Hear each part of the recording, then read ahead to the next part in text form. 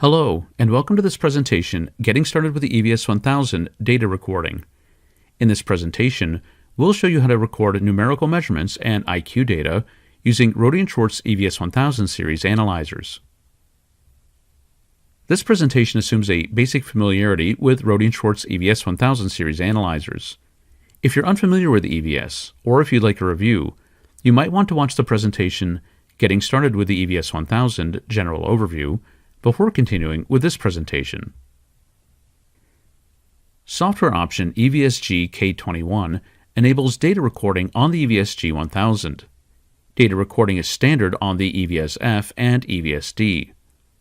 Both measured data and GPS-derived location and time information are stored in the form of data lists that can be viewed directly on the EVS and/or exported to an external file. These data lists are activated and configured independently for each supported mode. The EVS can create and store up to 9,999 lists, and each list can contain up to 1 million records. The default recording rate is 10 records per second, but this can be increased to 100 records per second by the EVSk22 high measurement rate option. And finally, data recording also allows RF spectrum data to be recorded and/or streamed in IQ format. Let's start with terminology. Recorded data files on the EVS1000 are referred to as lists, and each list contains one or more lines of measured data. These lists and lines can be viewed directly on the EVS and/or can be exported as CSV or comma-separated value files. Each line of data contains not only the measurement data, such as modulation depths, distortion measurements, etc., but a data line will also contain GPS-derived information such as location, date and time, etc., if available. For measurement modes that support recording, parameters are configured in Recording View, accessed either via Config Recording Config or by pressing S and F7 in VNC mode.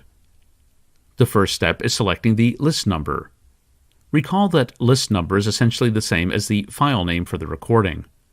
Both clear list and clear all lists can be used to erase the contents of a list. Time parameter is how often lines are appended to a list, that is, how often data is written to the log file. Lists can be exported to an attached USB drive using Export List to USB. The parameter select is used to configure which parameters, or columns of data, are present in each line. As the name implies, choosing all means that all available parameters are recorded. Full includes most data, while medium is a reduced set containing only the more important measured values. And short is the minimum set of values. Choosing smaller sets tends to produce smaller file sizes. Once a list has been selected, recording can be started or stopped by pressing the Record key or by using P in VNC mode. The recording state is shown in the status bar, with the size indicating the number of lines in the selected list. Data is stored internally on the EVS to an automatically named file, where the file name shows the measurement mode, receiver board, and the list number. For example, VOR measurement data captured on board 1 into list 1 would have this file name. If lists are exported to USB, this will also be the file name used for the exported file. Although recorded data is often exported to an external file, this data can also be viewed directly on the EVS. The DL line parameter is used to select which line to view, that is, which line is at the top of the screen. It's also possible to use the rotary knob or cursor keys to scroll up and down through the lines. If GPS data is available, this is also stored along with the recorded measurement data. Regardless of which data recording mode is selected, basic parameters such as latitude and longitude are always stored. The data selection parameter, that is, full, medium, etc., determines which other GPS-derived information is recorded. Using the PPS, or pulse per second output, if available, is recommended for synchronizing GPS time with measurement time.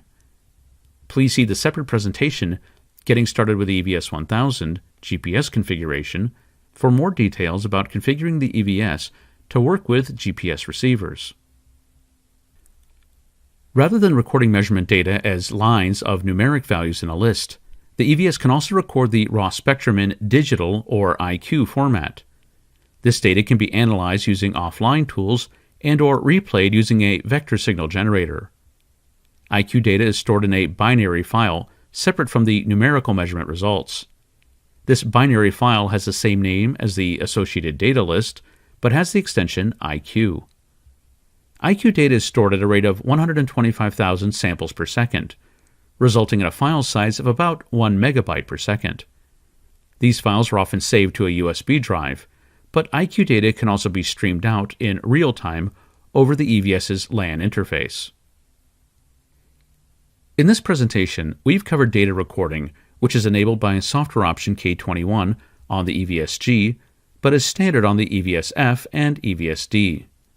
This option allows measurement data in numerical measurement modes, such as VOR, ILS, etc., to be recorded into a file.